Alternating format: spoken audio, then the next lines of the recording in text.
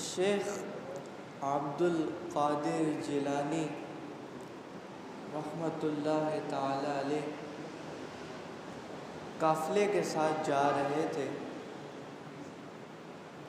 کچھ دوری تک پہنچے تو 60 ڈاکو کہیں پر چھپے ہوئے تھے، تو ان 60 ڈاکوؤں نے پورے قافلے پر حملہ کر لیا۔ اب سارے قافلے والوں کو ڈاکوؤں نے لوٹ لیا۔ پھر ایک ڈاکو آیا غوث پاک کے پاس، اس نے کہا کہ یار یہ تو اس ٹائم پہ مطلب ان کی عمر زیادہ نہیں تھی، تو کہا ان کے پاس کیا ہونے۔ دوسرا ڈاکو آیا، اس نے پوچھا کہ اے لڑکے بتا کہ تیرے پاس کیا ہے۔ تو غوث پاک نے کہا کہ میرے پاس اشرفیاں پڑی ہیں۔ تو وہ مذاق سمجھا، اس نے بولے یار مذاق کر رہا ہے، وہ چلا گیا۔ پھر دوسرا ڈاکو آیا، اس نے کہا کہ بتاؤ لڑکے آپ کے پاس کیا ہے۔ غوث پاک نے کہا میرے پاس اشرفیاں پڑی ہیں۔ وہ بھی سمجھا کہ مذاق کر رہا ہے، کیونکہ اس ٹائم پہ عمر اتنی نہیں تھی غوث پاک کی۔ پھر تیسرا جو ہے نا، کوئی جو گینگ کا جو رائٹ ہینڈ تھا نا، اس کا ڈاکو تھا جو اس کا رائٹ ہینڈ، وہ آیا۔ اس نے کہا بھائی بتا بھی لڑکے کیا ہے تیرے پاس۔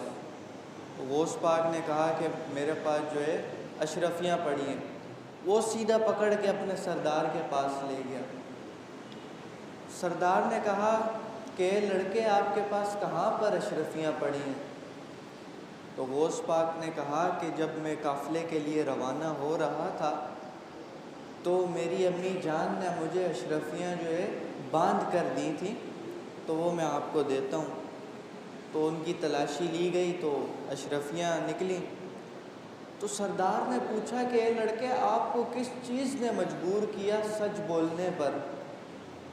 ظاہر ہے ہمارے ساتھ چوری ہو جائے، ہم چور بولے گا کیا ہے، ہم تو بولیں گے کچھ نہیں ہے۔ تو اس چور نے پوچھا کہ آپ کو کس چیز نے مجبور کیا؟ تو غوث پاک نے بولا کہ میری امی جان نے کہا ہے کہ بیٹا کبھی جھوٹ نہیں بولنا۔ تو وہ سردار جو ہے ایک دم حیران ہو گیا اور آنکھوں سے آنسو آئے۔ کہا کہ اے بچے، تو نے اپنی امی کے کہنے پر اپنی ساری جو تو لایا تھا مال وہ تو نے مجھے دے دیا، لیکن جھوٹ نہیں بولا۔ اور میں ساری زندگی چوریاں تو پتہ نہیں کیا سے کیا کرتا آیا، میں اپنے پروردگار سے جو ہے ہمیشہ جھوٹ بولتا رہا اور غلط کام کرتا رہا۔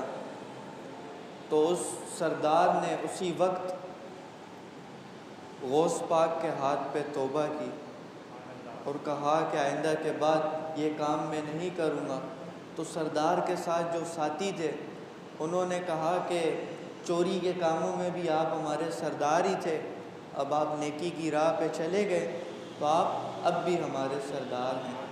اللہ تعالیٰ سے دعا ہے کہ اللہ تعالیٰ ہم سب کو حضور نبی کریم صلی اللہ علیہ وآلہ وسلم اور اہل بیت اور صحابہ کرام اور اولیاء اللہ کے نقش قدم پر چلنے کی ہمت اور توفیق عطا فرمائے۔